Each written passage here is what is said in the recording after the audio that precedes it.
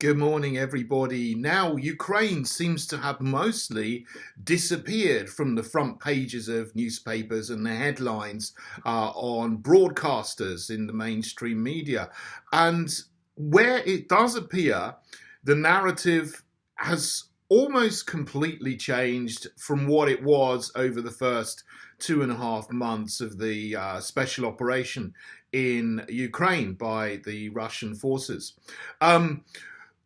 What they've said for 2.5 months is that Russia is evil, that this is completely unjustified, that there's no reason for the Russian invasion, as they put it, or whatsoever, and Russia is losing, and they couldn't hold their positions around Kiev and Kharkov, and they've been pushed back by the Ukrainian army, and defeat is certain, and sanctions are working, and we're going to destroy Russia's economy, and even to the point where Biden, at one point, called for regime change in Russia, but then quickly rode back from that.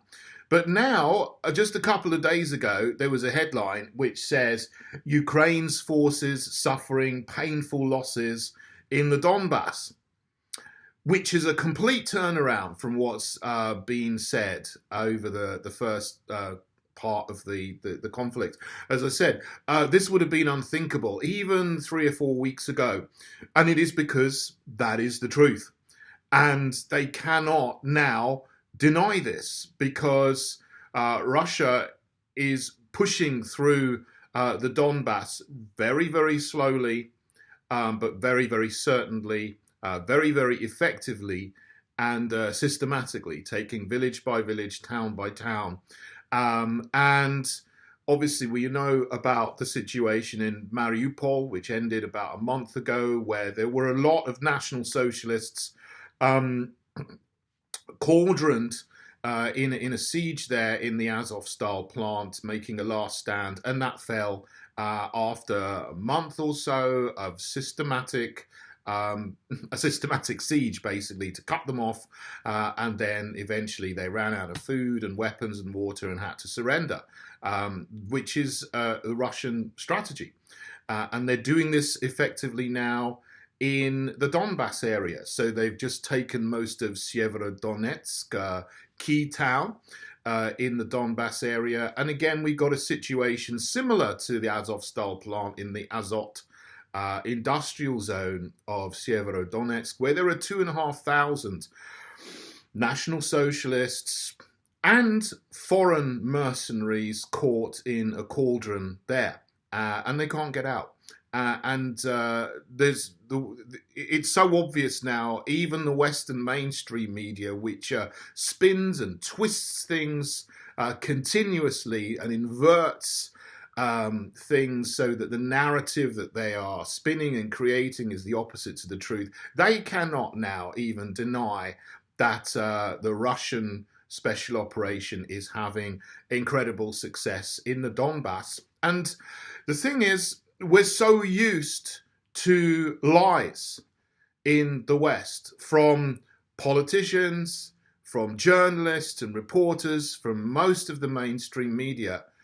It's a surprise to us when you have President Putin and Lavrov, the foreign secretary of Russia. They just say exactly what they mean. And they tell us exactly what they want and exactly what they're going to do. And we're surprised when actually they do exactly what they say they're going to do. And they've said, look, do not bring Ukraine into NATO. And what does the West do? They try to bring Ukraine into NATO. Do not send weapons to Ukraine. The West sends weapons to Ukraine. Because they said that because if you do, we're going to go in and we're going to, as they say, denazify, demilitarize Ukraine and ensure that it will stay neutral in the future, in perpetuity. And that was the aim of what they call the special operation. And so it's no surprise if you're actually watching people and you see who lies and who doesn't lie. You might not like what Putin says and what Lavrov said, but they tell you exactly what they're going to do, exactly what they want, straight down the line. So they've started this, as they call it, a special operation. Western mainstream media call it an invasion. But they've done exactly what they said they're going to do. They want to demilitarize Ukraine, remove all the National Socialists, which they're doing very effectively. They did a lot of that in Mariupol. Now they're doing it in Severodonetsk, and then they'll move on to Slovyansk, and they'll move on to Lysychansk, and they'll move into Kramatorsk, and they'll do the same thing there. And they would want, I think, to take over all of the Russian-speaking areas in Ukraine. So, you know, what I said from the beginning is stop poking the bear. This has got no strategic value to the West whatsoever. You know, the south and the east of Ukraine, it doesn't matter to the collective West. They're mostly Russian speakers there. The Ukrainian army has been shelling ethnic Russians and killing them in the Donetsk and Luhansk regions for 8 years. And actually, for 8 years, until this February, a lot of the Western mainstream media was putting out videos about how terrible it were that there were neo-Nazis in Ukraine. Suddenly, they've stopped that, and now they're the good guys. You know, well, there's a narrative switch straight away, which, of course, flips and twists everything according to the situation. And neither of narrative that they're spinning is for a good reason.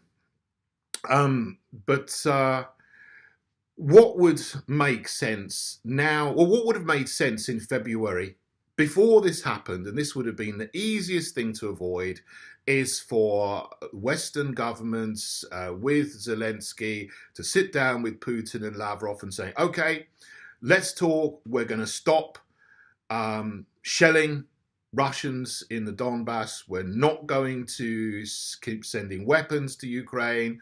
We're not going to keep funding National Socialists. And we can agree that Ukraine can stay neutral.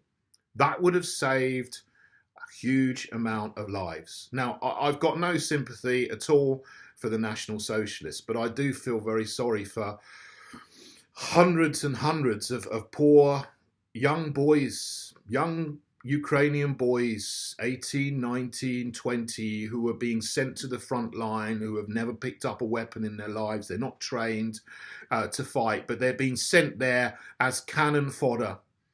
And 100, 200, maybe 500, I don't know how many hundred of these poor young boys are being massacred every day, completely unnecessarily. You know, you've got a situation like the First World War, a long war of attrition. And that's what some people want. I've spoken to people connected to the regime in London, and that's what they think they want. They want to keep a war of attrition going. Because they think, oh, we're going to wear down the Russians. But while they're doing this, they're going to send hundreds of poor young boys to their death every day. And that's absolutely evil. We need to stop this now. So there's two ways to do this. There's only two ways to do this. One is to say, look, let's have a ceasefire at the front lines. Whatever territory you occupied already is the Russian special operation. You keep that. Whatever territory you haven't occupied, Ukraine keeps that, and we'll just have a ceasefire on the front line. That would be one course of action to take. But of course, nobody's going to do that. It's not going to happen because some people actually want to keep this going because they're evil. Either they think they're going to make money out of it, or some people actually do genuinely want to destroy Russia for whatever reason they have.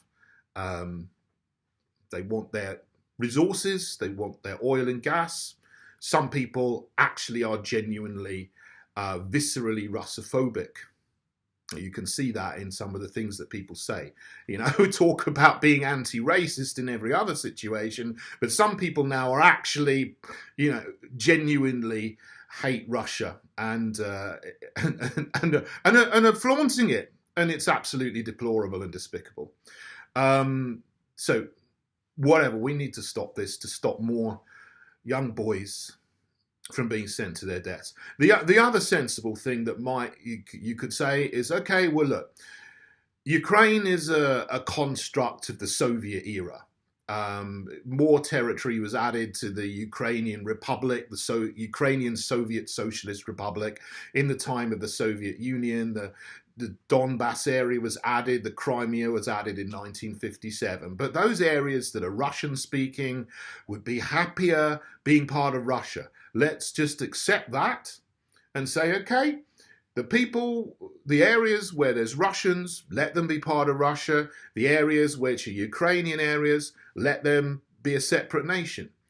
That would be a sensible thing to talk about, just to talk about. Stop the fighting and talk about it. But would anyone allow anybody to just talk about that idea?